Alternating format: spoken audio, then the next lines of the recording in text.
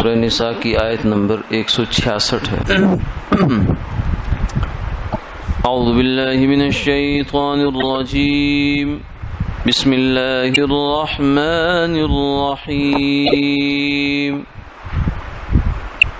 لیکن اللہ یشہد بما انزل الیک انزلہ بعلمہ والملائکۃ یشہدون وکفی باللہ شہیدا۔ ان الذین کفروا وصدوا عن سبیل اللہ قد ضلوا ضلالا بعیدا۔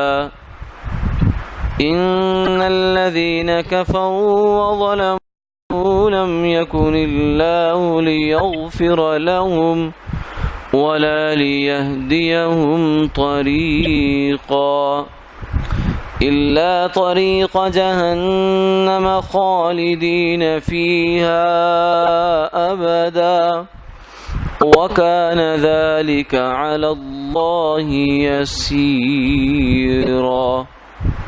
صدق الله العظيم۔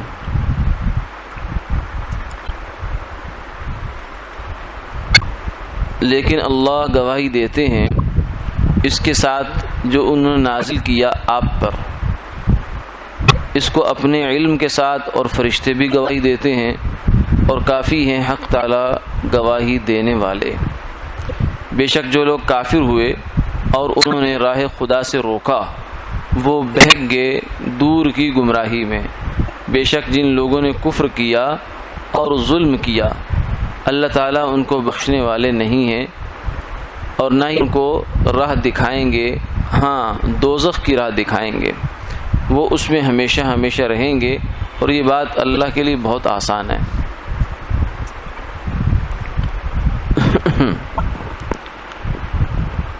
گزشتہ آیات سے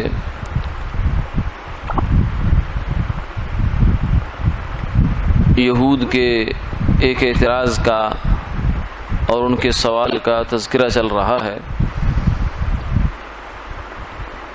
یہودی چونکہ اہل کتاب تھے، ان کے پاس آپ صلی اللہ علیہ وسلم کی دنیا میں تشریف لانے کی خبر موجود تھی، جبکہ جو دنیا کے دیگر مذاہب ہیں یہودیوں اور عیسائیوں کے علاوہ، مجوسی ہو گئے، ہندو ہو گئے، یا مشرکین عرب تھے، تو یہ لوگ وہ تھے کہ جن کے پاس وحی الہی اس صورت میں موجود نہیں تھی جیسی عیسائیوں اور یہودیوں کے پاس موجود تھی۔ تو عیسائیوں اور یہودیوں کو اللہ رب العزت نے ایک گویا کہ امانت دی تھی کہ یہ میرے محمد صلی اللہ علیہ وسلم پیغمبر دنیا میں تشریف لائیں گے، ان کی یہ علامات ہوں گی، تو تم ان کی تصدیق کرنا۔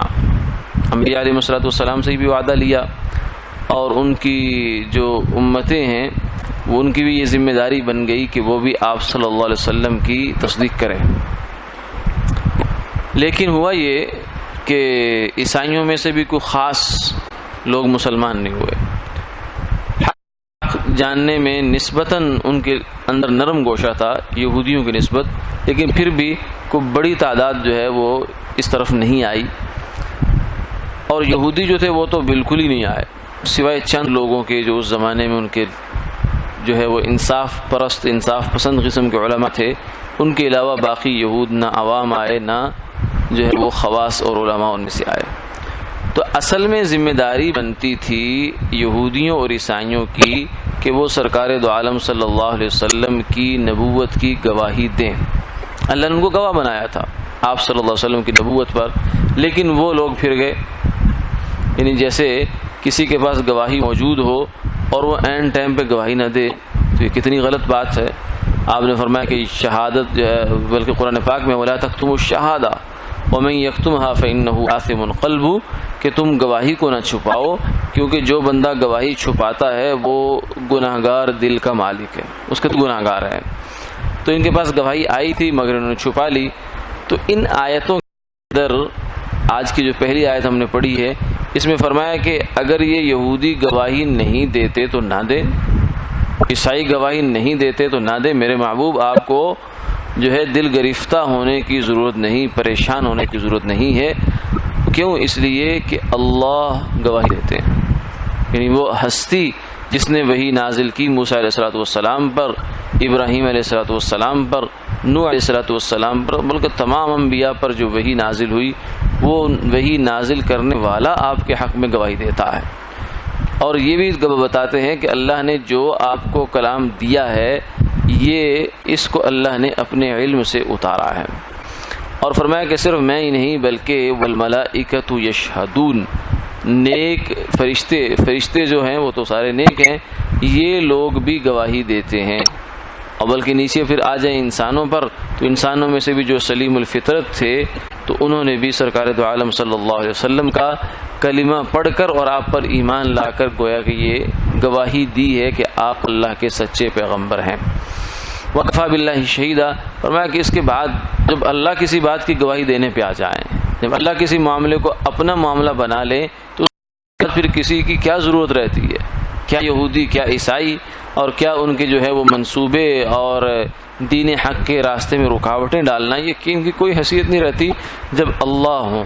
وکفیٰ باللہ شہیدا، فرمایا کہ اللہ گواہ، بہترین گواہ ہیں، ان کے ہوتے بھی کسی اور کی ضرورت نہیں۔ آگے پھر یہودیوں کے لیے یہ جو ہے وہ ایک وعید بھی سنائی کہ جو لوگ کافر ہوئے، یعنی جنہوں نے سرکار دو عالم صلی اللہ علیہ وسلم کو نبی نہیں مانا، وصدوا عن سبیل اللہ، اور انہوں نے کیا کیا؟ اللہ کی راہ سے لوگوں کو ہٹانے کی کوشش کی، یعنی جہاں تک ممکن ہو سکا ان کا ہاتھ پڑا، انہوں نے لوگوں کو گمراہ کرنے کی کوشش کرتے رہے۔ فرمایا قد ضلوا ضلالا بعیدا، یہ لوگ دور کی گمراہی میں جا پڑے ہیں۔ دور کی گمراہی جو ہے وہ ہوتی ہے کہ جہاں انسان کو خبر بھی نہیں ہوتی کہ میں کہاں جا رہا ہوں، اپنے خیال میں وہ بڑا جو ہے اپنے آپ کو اچھا سمجھ رہا ہوتا ہے، لیکن نتیجتاً وہ اللہ کی رحمت سے ہر قدم اس کا دور پہ دور چلا جاتا ہے۔ تو جن لوگوں نے یہ کام کیا خود بھی کافر ہوئے، خود بھی ایمان نہیں لائے، اور پھر جو ہے دوسروں کو بھی ایمان لانے سے روکتے رہے، تو ان بیچاروں کا تو کوئی ٹھکانہ نہیں۔ اس لیے کہ ایک ہے انسان خود بد عملی کا شکار ہو، کوئی برا کام کر رہا ہے، کوئی غلط کام کر رہا ہے، اور دوسرا یہ ہے کہ دوسروں کو کار خیر سے روکنے والا بن جائے۔ یہ کار خیر سے روکنا بڑی خطرناک بات ہے، یہ اللہ تعالیٰ کو قطعاً جو ہے پسندیدہ نہیں ہے کہ اللہ کے راستے سے انسان کو روکا جائے۔ اس کو بڑی قرآن پاک میں کئی جگہوں پر یہ بات آئی ہے، تو فرمایا کہ یہ جو ہے بڑے غضب کے انداز میں اللہ تعالیٰ نے اس کو بیان فرمایا۔ آگے فرمایا جو لوگ کافر ہوئے وظلموا، اور انہوں نے اپنی جان پر ظلم کیا، شرک کر لیا یا کفر کر لیا، شرک ہو وہ بھی کفر ہی ہے، اور کفر تو ویسے بھی کفر ہے، تو فرمایا کہ ان لوگوں نے کیا کیا؟ اپنی جانوں پر ظلم کیا۔ لم یکن اللہ لیغفر لہم، اللہ ان کو معاف کرنے والے نہیں ہے، یعنی اللہ کی رحمت تو ہر ایک کے لیے عام ہے، اللہ کی رحمت تو ہر ایک کے لیے عام ہے، لیکن جب آدمی اپنے اختیار سے غلط راستے کا چناؤ کر لیتا ہے اور وہ کہتا ہے کہ مجھے تو یہی راستہ چاہیے، سمجھانے والے اسے سمجھاتے ہیں اس راستے میں یہ خرابی ہے، یہ خطر ہے، یہ مسئلہ ہے،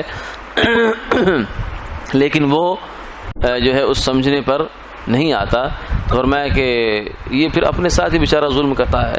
اللہ تعالیٰ ان کو معاف کرنے والے نہیں ہیں، اور نہ ہی ان کو راہ دکھائیں گے، یعنی جنت کا راستہ، ہدایت کا راستہ، کامیابی کا راستہ، یہ اللہ تعالیٰ ان کو نہیں دکھاتے۔ وجہ کیا ہوتی ہے؟ ان کے اپنے رویے ہوتے ہیں اور ان کے اپنے ظلم ہوتے ہیں جانوں پر۔ الا طریقہ جہنم، فرمایا ہاں ایک راستہ اللہ ان کو دکھائیں گے، وہ کون سا راستہ ہے؟ وہ ہے جہنم کا راستہ، جہنم کا راستہ۔ اس لیے اللہ تعالیٰ سے ہم ہدایت کی دعا کرتے ہیں کہ اے اللہ ہمیں سیدھا راستہ دکھا، لیکن اس کے ساتھ ساتھ ہم یہ کہتے ہیں صراط الذین انعمت علیہم، یہ راستہ وہ ہو کہ جو منعم علیہم لوگوں کا ہے۔ اس کا مطلب ہے کہ محض راستے سے کام نہیں بنتا، راستے پہ منزل بھی دیکھی جاتی ہے کہ یہ راستہ جا کہاں رہا ہے، ایک راستہ شاندار بنا ہوا ہے، بڑا خوبصورت بنا ہوا ہے، اس کی دائیں بائیں باغات ہیں اور سایہ ہے، پانی ہے، بہت مزے کی چیزیں ہیں، لیکن اس کا انجام بڑا بھیانک ہے، خطرناک ہے۔ وہ ایسی جگہ پر جا کر ختم ہو جاتا ہے جہاں آگے موت ہے، درندے ہیں، جنگل ہے اور خوف اور دہشت اور وحشت ہے۔ تو اس راستے کی خوبی کو کوئی بندہ بھی خوبی نہیں کہے گا، تو یہ کہے گا کہ یہ بظاہر نظر آتا ہے، دکھنے میں بڑا اچھا ہے مگر اس کا انجام اچھا نہیں ہے۔ تو جبکہ دوسری جانب اگر راستہ بظاہر ٹوٹا پھوٹا بھی ہے اور اس پہ اتنی خوبصورتی نہیں ہے، اتنا اہتمام نہیں ہے، لیکن ان کا انجام بڑا اچھا ہے، وہ جاتا ہے کسی منزل کو۔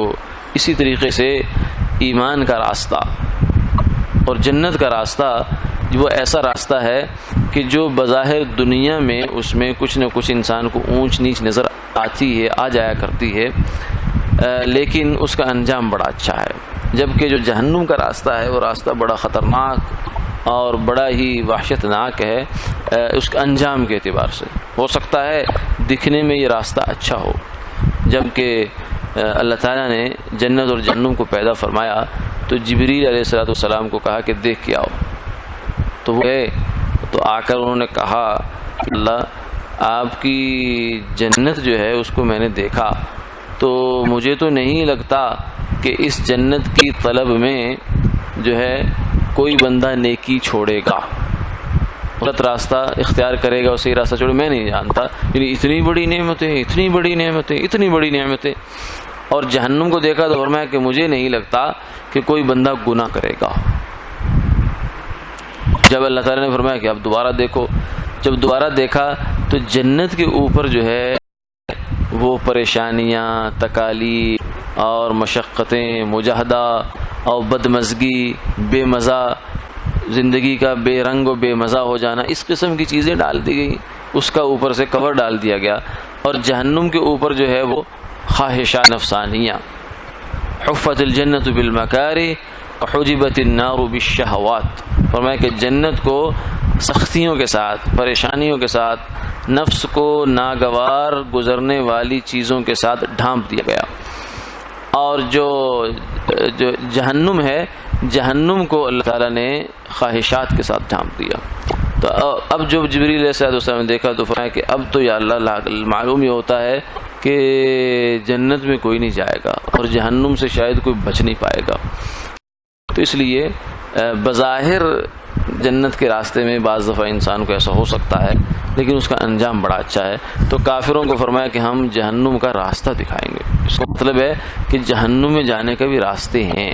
تو راستہ وہی ہوتا ہے جہاں آدمی سفر کر سکتا ہے، تو جہنم میں جانے کا سفر جو ہے وہ آرام دہ بھی ہو سکتا ہے اور بظاہر خوشگوار بھی ہو سکتا ہے، لیکن انجام کے اعتبار سے اچھا نہیں ہو سکتا۔ فرمایا خالدین فیہا ابدا، یہ لوگ جن کو جہنم کا راستہ اللہ دکھائیں گے یہ ہمیشہ ہمیشہ کے لیے جہنم میں رہیں گے، اور یہ جو کچھ بھی کیا، ان کو جہنم میں ڈالنا، ان کو جنت میں لے جانا، یہ بڑے بڑے کام ہیں ویسے تو، لیکن اللہ کے لیے کوئی کام بڑا نہیں ہے۔ وَكَانَ ذَلِكَ عَلَى اللَّهِ يَسِيرًا، یہ سارا دنیا، سارا کھیل تماشا یہ اللہ کے لیے تو بہت آسان سی بات ہے۔ اس کو اس سارے کچھ کام کرنے پر کوئی جو ہے نا اضافی طاقت اور قوت اور قدرت خرچ نہیں کرنی پڑتی۔ اس لیے فرمایا کہ اس کائنات کو بنانا، جتنی کائنات بھی ہے، اس کے سب سے بڑی مخلوق اللہ کی وہ عرش اعظم ہے۔ اللہ کی قدرت اتنی بڑی ہے کہ اس کے لیے نمک کی ایک ڈلی کو پیدا کرنا اور عرش اعظم کو پیدا کرنا بالکل برابر ہے۔ اس میں کوئی یہ نہیں ہے کہ نمک کی ڈلی بنانے میں تھوڑا وقت لگتا ہے اور عرش بنانے میں زیادہ وقت، زیادہ وسائل، زیادہ قوتیں لگتی ہیں، ایسا نہیں ہے، بلکہ اللہ کے لیے سب برابر ہے۔ وآخر دعوانا الحمد للہ رب العالمین۔